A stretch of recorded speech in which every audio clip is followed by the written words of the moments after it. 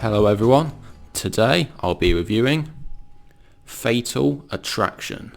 So Fatal Attraction came out in 1987 and was directed by Adrian Lyne, and this film stars Michael Douglas and Glenn Close.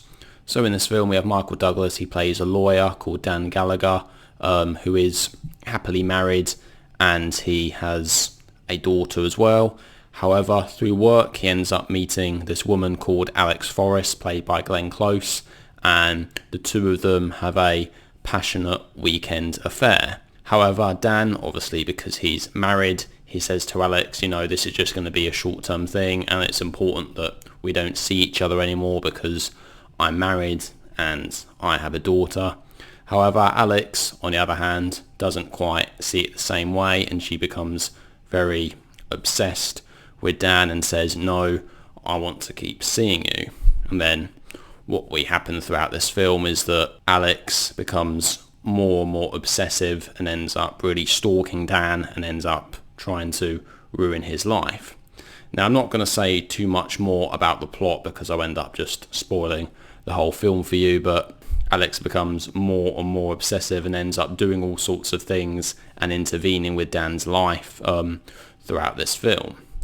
Now, this is one of those films that is fairly mainstream. I think it's a fairly well-known film. It was actually very big at the box office. It was one of the biggest films of the year, and it has a reputation as being one of those brilliant thrillers from this era. And I've seen this film once before. This was the second time that I'd seen it, and it's one of those films that's good to go back and watch again because I enjoyed it quite a lot the first time. And watching it a second time, I think I enjoyed it even more, to be honest.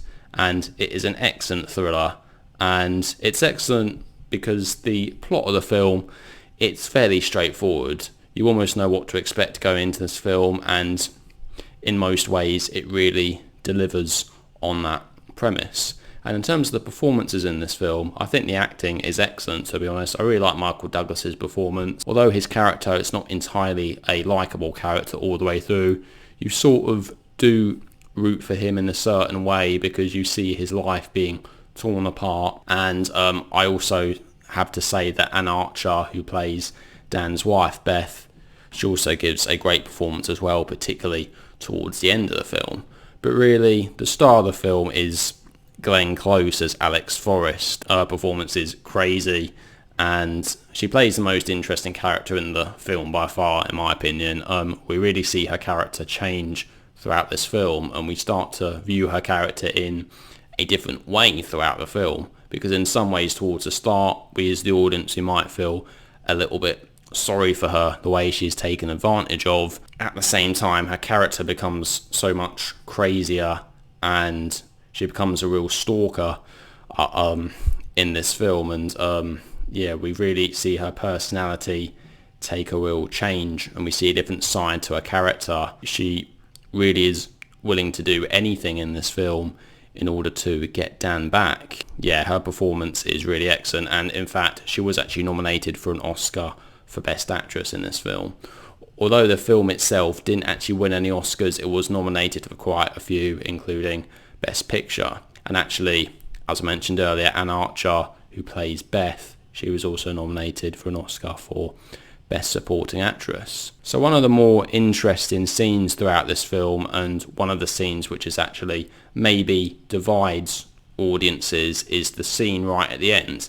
Now, I'm not going to tell you exactly what the scene is right at the end because that will spoil it, but the scene at the end, it's almost a sort of slasher type horror ending, which some people are a big fan of and some people don't like. I've looked at some other reviews and some people feel as though the ending doesn't fit with the rest of the film. But I actually really like the ending of the film. I think it's a good way to finish the film off, although it is a little bit cliched perhaps. It's almost what you'd expect. Now, on the Blu-ray, which I have behind me, it actually has the alternate ending. And there was an alternate ending to this film which wasn't included in the theatrical release. And the alternate ending is a real different take on the film. It really sort of makes you look back and view the film slightly differently. And I myself, I'm not necessarily a big fan of that alternate ending. I almost feel as if it's a bit of a letdown and just a bit of a boring way to end the film. In the actual proper ending, it gives a really nice build up to that final scene. So by all means, obviously watch the film for yourself and you can make your mind up whether you like the ending or not. I'm also a big fan of the way this film looks. It seems to be quite darkly lit in quite a few scenes, particularly in the scenes when we are in Alex Forrest's apartment.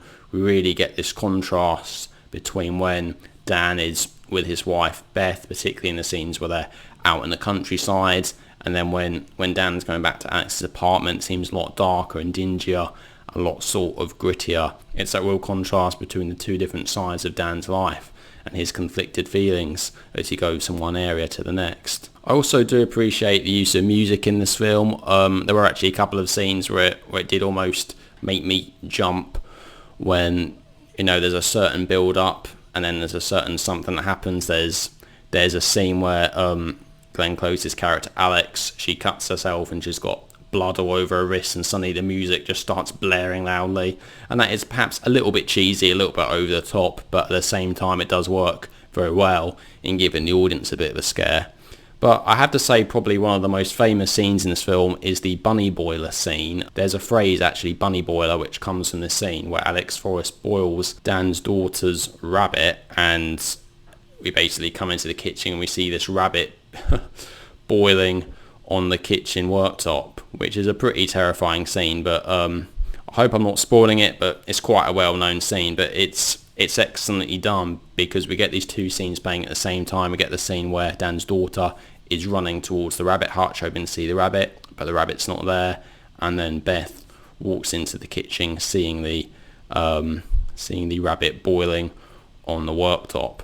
Pretty terrifying stuff, to be honest. It's one of those scenes which is very well done. So overall, I think Fatal Attraction is an excellent thriller.